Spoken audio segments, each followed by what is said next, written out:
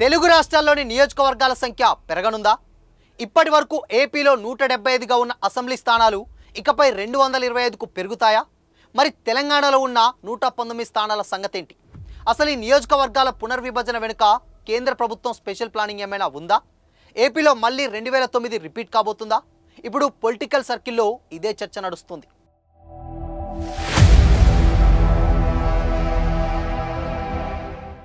కేంద్ర ప్రభుత్వం జనగణన అంటే పాపులేషన్ సెన్సస్ కి సంబంధించి గెజిట్ నోటిఫికేషన్ జారీ చేయడంతో తప్పనిసరిగా నియోజకవర్గాల పునర్విభజన ఉంటుందని ప్రచారం సాగుతుంది. అయితే పాపులేషన్ సెన్సస్ తో పాటు కులగణన అంటే కాస్ట్ సెన్సస్ కూడా చేపట్టబోతుంది కేంద్రం. దీనివల్ల నియోజకవర్గాల నెంబర్ పెరగడమే కాకుండా రిజర్వేషన్ల కేటాయింపుకి కూడా పెద్ద ప్లస్ అవుతుందంటున్నారు. జనగణనకి కేంద్ర ప్రభుత్వం గ్రీన్ సిగ్నల్ ఇవ్వడంతో తర్వాత పునర్విభజన ప్రక్రియ చేపట్టి 2029 ఎన్నికలకు వెళ్తారని ప్రచారం జరుగుతుంది. అయితే దీని వెనుక కేంద్ర ప్రభుత్వం కుట్ర ఉందని కొన్ని పార్టీల నాయకులు ఆరోపిస్తున్నారు. అయితే వాళ్ళు అలా ఎందుకు అంటున్నారు? అసలు ఈ విషయంలో కుట్రకి ఛాన్స్ ఎక్కడుంది? సెంట్రల్ గవర్నమెంట్ డిసిషన్ వెనుక కుట్ర ఉందా లేదా అనే విషయం మాట్లాడుకునే ముందు ఒక్కసారి అసలు ఈ నియోజకవర్గాల విభజన హిస్టరీ తెలుసుకుందాం. ఉమ్మడి ఆంధ్ర రాష్ట్ర విభజన 2014 మార్చి 1న జరిగింది. అంటే ఇప్పటికీ 11 ఏళ్లు గడిచిపోయాయి. అయితే విభజన సమయంలోనే ఆంధ్రప్రదేశ్ పునర్విభజన చట్టం 2014ను కేంద్రం తీసుకొచ్చింది.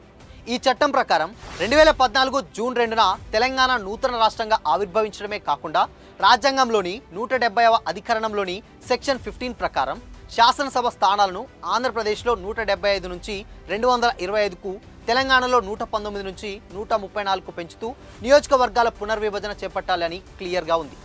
అప్పటి సెంట్రల్ గవర్నమెంట్ ఇదే విషయాన్ని విభజన చట్టంలోని సెక్షన్ 26/1 ద్వారా ఎన్నికల సంఘానికి సూచించింది. 2014లో ఈ చట్టం వచ్చింది కాబట్టి ఆ ఎన్నికలు వదిలేసినా 2019 ఎన్నికల టైంకి ఈ పునర్విభజన పూర్తవుతుందని పొలిటికల్ పార్టీలన్నీ అనుకున్నాయి. బట్ అది జరగలేదు. 2019 ఎన్నికలు కాదు కదా, 2024 ఎన్నికల వరకు కూడా జరగలేదు. అయితే 2022 మే 5న జమ్మూ కాశ్మీర్లో శాసనసభ స్థానాల పునర్విభజన కోసం ఓ కమిషన్ ఏర్పాటు చేసి గెజిట్ నోటిఫికేషన్ రిలీజ్ చేసింది కేంద్రం. దీంతో తెలుగు రాష్ట్రాల నుంచి కొంతమంది పునర్విభజన చట్టం ప్రకారం ఆంధ్ర, తెలంగాణలో కూడా నియోజకవర్గాల పునర్విభజన చేయాలని సుప్రీంకోర్టు కోర్టుకెక్కారు.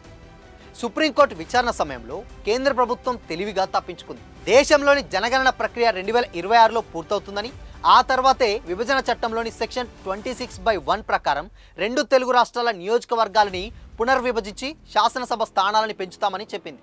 దీంతో సుప్రీంకోర్టు కూడా తీర్పు రిజర్వ్ చేసింది. అయితే ఇక్కడ ట్విస్ట్ ఏంటంటే జనగణన ఆధారంగానే నియోజకవర్గాల పునర్విభజన చేపట్టాలని విభజన చట్టంలో ఎక్కడా లేదు. కేవలం ప్రజల సౌకర్యం, పాలన సౌలభ్యం, భౌగోళికంగా సమస్యలు తలెత్తకుండా శాసనసభ స్థానాలను పెంచాలని మాత్రమే ఎన్నికల సంఘానికి ఈ విభజన చట్టం నిర్దేశించింది. కానీ కేంద్రం జనగణనతో దీనిని ముడిపెట్టడం ఇక్కడ విచిత్రం. అయితే నిజానికి ఈ జనగణన 2020లో మొదలై 2020 నాటికి పూర్తి కావాలి. కానీ 2020 ఫిబ్రవరి నుంచి 2022 వరకు కరోనా మహమ్మారి 3 విడతలుగా దేశాన్ని అల్లకల్లోలం చేయడంతో దీని అప్పట్లో కేంద్రం వాయిదా వేసింది. అంతలోనే 2024 సార్వత్రిక ఎన్నికలు కూడా వచ్చేయడంతో పునర్విభజన సాధ్యం కాలేదు.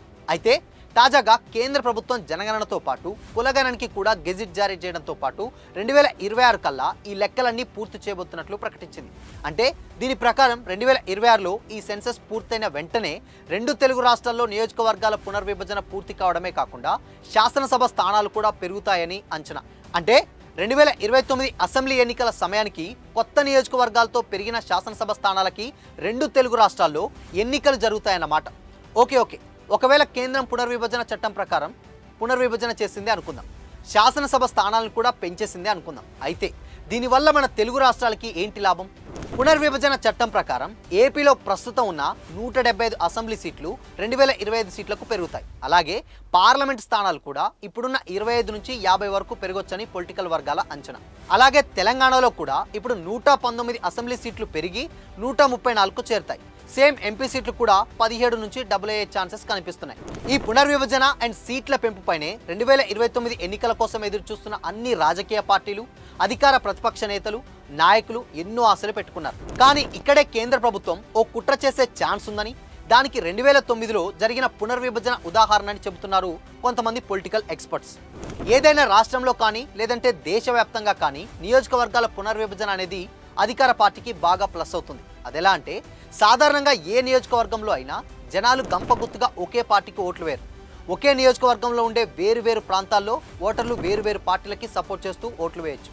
ఈ ఓట్లన్నీ లెక్కపెట్టి మొత్తం ఓట్లలో ఎవరికి ఎక్కువ ఓట్లు వస్తే ఆ అభ్యర్థి గెలిచినట్లు ప్రకటిస్తారు. అంటే మెజార్టీ వేలల్లో ఉండొచ్చు, లేదంటే వందల్లో పదుల్లో, అది కాదంటే 1-2 ఓట్ల మెజార్టీ అయినా ఉండొచ్చు. ఎలా అయినా మెజార్టీ పొందిన అభ్యర్థి గెలిచినట్లే. ఇదే అధికార పార్టీకి ప్లస్ అవుతుంది. నియోజకవర్గాల పునర్విభజన చేయాల్సి వస్తే అపోజిషన్ పార్టీలకి ఎక్కువ ఓట్లు వచ్చిన ప్రాంతాలని గుర్తించి వాటిని డివైడ్ చేసి అధికార పార్టీకి ఎక్కువ ఓట్లు వచ్చిన 2 వేరు నియోజకవర్గాల్లో కలిపేయచ్చు.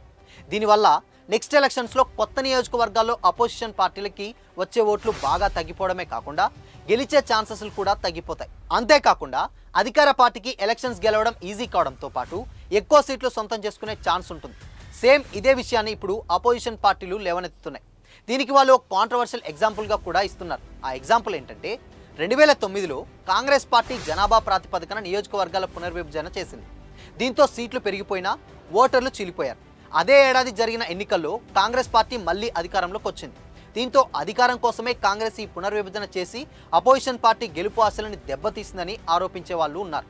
దీన్నే ఇప్పుడున్న అపోజిషన్ పార్టీలు కూడా కోట్ చేస్తున్నాయి. ముఖ్యంగా ఏపీలో కూటమి ప్రభుత్వం అధికారంలో ఉండడం, ఆ కూటమిలో కేంద్రంలో అధికారంలో ఉన్న బీజేపీ కూడా భాగస్వామిగా ఉండడంతో ఇప్పుడు చేయబోతున్న నియోజకవర్గాల విభజన ఖచ్చితంగా కూటమి పార్టీలకి అనుకూలంగా జరుగుతుందని, 2029 ఎన్నికల్లో కూడా ఏపీలో మళ్ళీ వాళ్ళ కూటమే అధికారంలోకి రావాలనే బీజేపీ కుట్ర చేస్తుందని వైఎస్ఆర్సీపీ అండ్ ఇతర ప్రతిపక్షాలు ఆరోపిస్తున్నాయి. అయితే కూటమి సర్కార్ మాత్రం ఈ ఆరోపణల్ని కొట్టిపారేస్తుంది.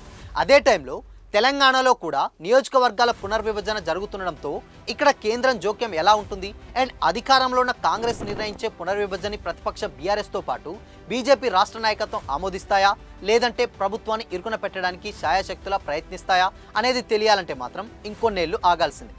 అయితే ఈ పునర్విభజన వల్ల పార్టీలకి పొలిటీషియన్లకి ఎక్కువ సీట్లు వచ్చే ఛాన్స్ ఉంటుంది, ఎక్కువ మంది గెలిచే ఛాన్స్ ఉంటుంది. అంతవరకు ఓకే. అయితే అసలు రాష్ట్రాలకి లాభం ఏంటి అంటే నియోజకవర్గాలని వేరు చేయడం లేదా పెంచడం వల్ల ఆ రాష్ట్రంలో నియోజకవర్గాల ప్రజలకి ఎలాంటి లాభం చేకూరుతుంది? ఇంతకుముందు చెప్పుకున్నాం కదా, నియోజకవర్గాల పునర్విభజన అనేది రాష్ట్రాల్లో అధికారంలో ఉన్న పార్టీకి అనుకూలంగా జరుగుతుందని చాలా మంది వాదించడం గురించి. కానీ నిజానికి పునర్విభజన అనే కాన్సెప్టే ఈ పక్షపాతానికి వ్యతిరేకంగా స్టార్ట్ అయింది. అసలు నియోజకవర్గాలని పునర్విభజన చేయడానికి కారణం ప్రతి ఓటుకు సమాన విలువ ఉండాలనే ప్రజాస్వామ్యంలోని ప్రధాన సూత్రమే. అదెలాగంటే టైం గడిచే కొద్దీ ఒక్కో ప్రాంతంలో జనాభా బాగా పెరిగిపోతుంది, ఇంకో ప్రాంతంలో బాగా తగ్గుతుంది. ఈ అసమానతల వల్ల ఓటర్ల వాల్యూలో కూడా ఈక్వాలిటీ దెబ్బతింటుంది.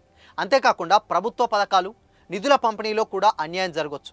దీన్ని అడ్డుకోవడానికే పునర్విభజన చేసి ప్రతిపక్ష నియోజకవర్గాల్లోనూ దాదాపు సమాన సంఖ్యలో ఓటర్లు ఉండేలా చేస్తారు. దీనివల్ల ప్రతి ఒక్కరి ఓటుకి ఈక్వల్ వాల్యూ ఉంటుంది. అలాగే నియోజకవర్గాల్లో రిజర్వేషన్స్ కేటాయింపులో కూడా ఈ పునర్విభజన బాగా ఉపయోగపడుతుంది. ఇక ఈ పునర్విభజన అనేది జనాభా పెరుగుదల లేదా తగ్గుదలని బట్టి రాజ్యాంగబద్ధంగా చేయబడే ఓ ప్రాసెస్ కాబట్టి ఇందులో రాజకీయ జోక్యం ఉండే ఛాన్సెస్ చాలా అంటే చాలా తక్కువ. సో ఇది నియోజకవర్గాల పునర్విభజనకి సంబంధించిన ఫుల్ ఇన్ఫర్మేషన్. మరి మన తెలుగు రాష్ట్రాల్లో అతి త్వరలో జరగబోతున్న ఈ పునర్విభజనపై మీ ఒపీనియన్ ఏంటి? కామెంట్ చేసి చెప్పండి.